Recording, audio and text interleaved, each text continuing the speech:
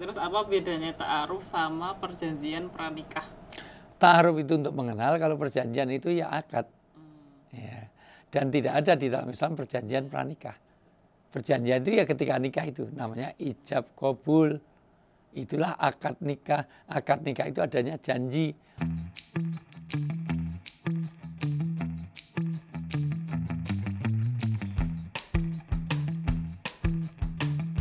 Nah, dari sisi ini maka ta'aruf adalah untuk saling mengenal.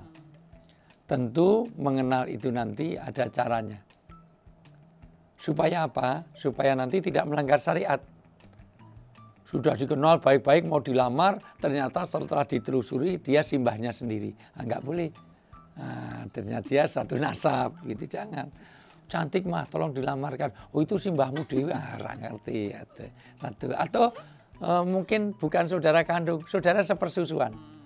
Nah, ternyata setelah diurut, kenalan, dia pernah nyusu kepada, misalnya pada Halimatus Sa'diyah dulu.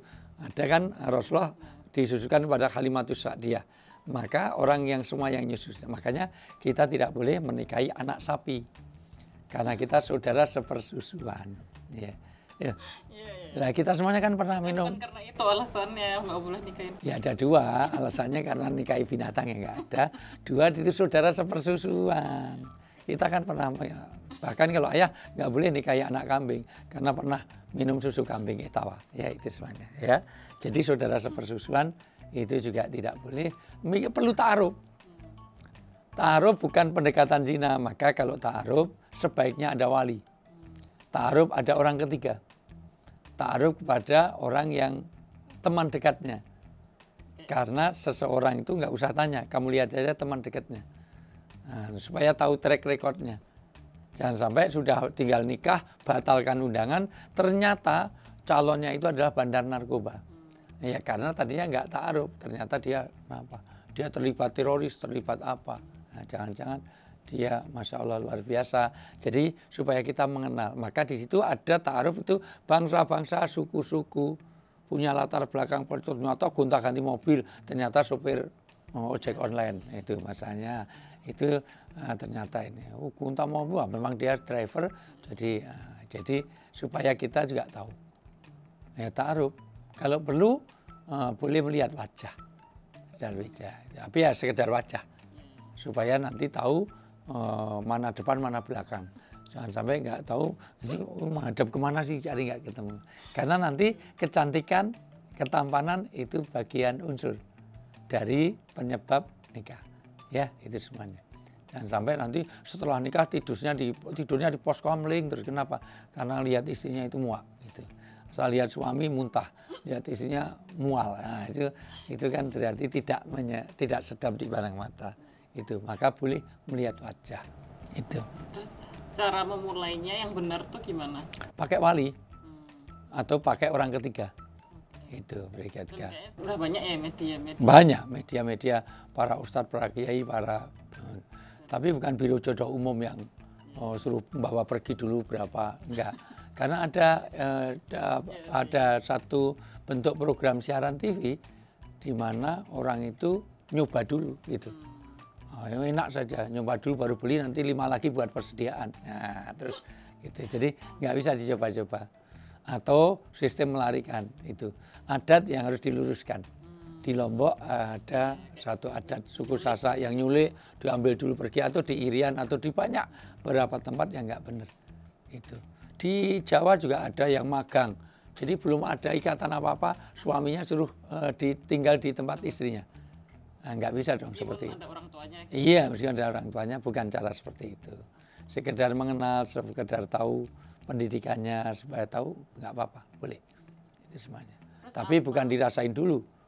Nggak jadi terus dikembaliin. Kita beli durian aja udah nyacain, udah buka, nggak jadi beli, dimarahin, udah nyicipin banyak, nggak ada yang dibeli. Apalagi anak orang.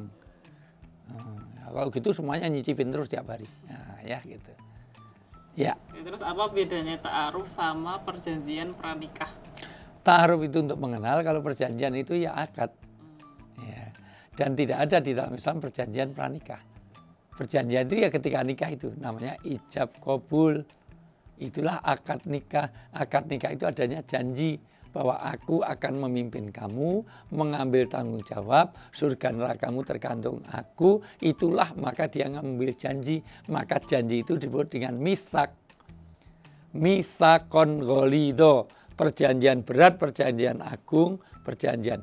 Kalau ahdun itu hanya janji biasa, kalau wa'dun itu janji pakai materai, kalau mitsak itu janji pakai materai, pakai saksi, pakai notaris. Nah, jadi janji yang lebih kuat. Jadi sebenarnya itu udah kayak Perjanjian. Iya, jadi ijab kabul, makanya harus dengan kepastian.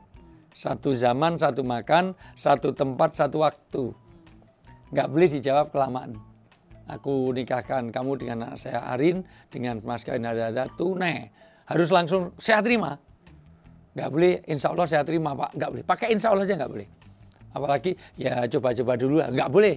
Nah, orang apalagi ya besok sore ya Pak, saya jawab nggak boleh, harus saat itu. Makanya itu kalau nggak lancar diulang. Kalau di Indonesia Timur sampai tidak dilepas sampai disebut saya terima. Saya nikahkan saudara Arin, anak saya Arin, anak saya sendiri, binti siapa itu, dengan mas kawin seperangkat alat sholat tunai, sampai disebut saya terima, baru dilepas. Karena itu pentingnya satu kalimat. Nah, makanya kalau ragu-ragu itu nanti nggak beres itu 3 kali nggak beres wudhu.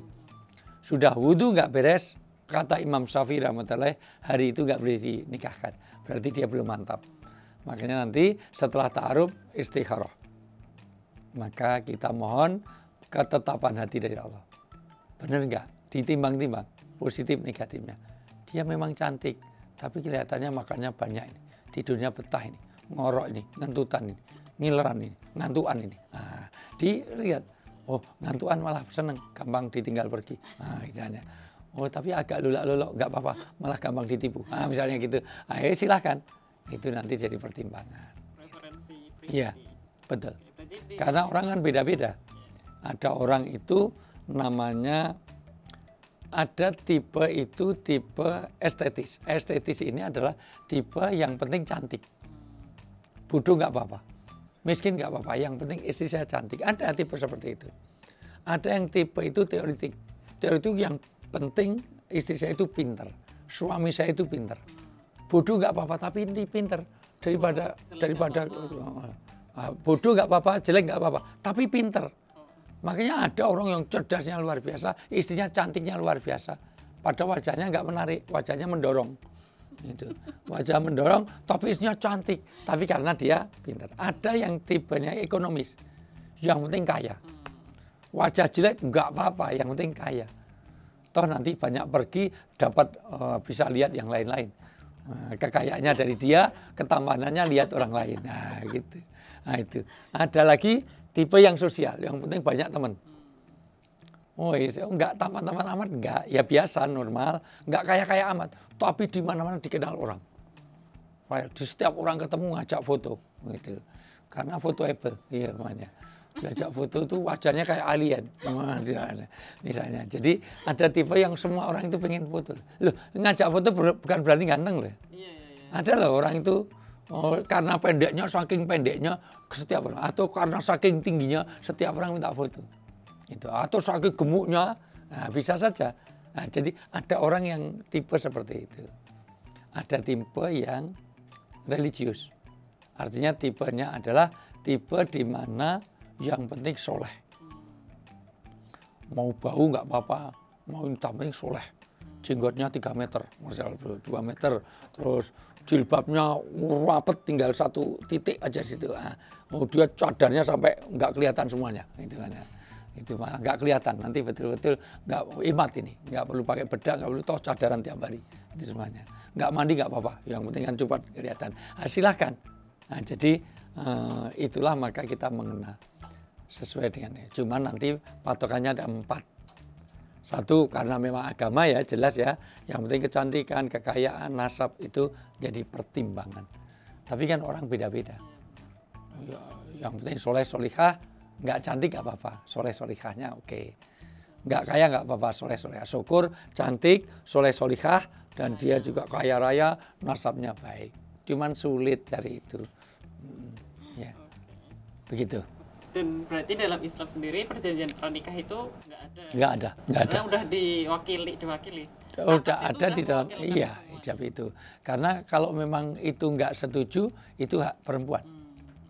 Jadi nikah itu adalah 100% tergantung pada perempuan. Bukan laki-laki. Mau laki-laki ngelamar siapapun, kalau perempuannya nggak mau, nggak terjadi pernikahan. Makanya yang kuasa atas nikah itu sebetulnya perempuan. Bukan laki-laki. Laki-laki boleh melamar siapapun, tapi kalau yang dilamar nggak mau, sudah nggak jadi pernikahan itu. Berarti Gitu. orang tuanya juga wajib Iya, mengikuti. orang tua harus nanya kepada anaknya. Kan nggak bisa hanya karena kemauan orang tua. Yang mau jalani, ya kalau yang seneng bapak, yang nikah aja sama bapak. Itu aja. Nah, yang mau jalani kan anaknya. Iya, itu. Oke, selanjutnya kita membahas pertanyaan teman-teman.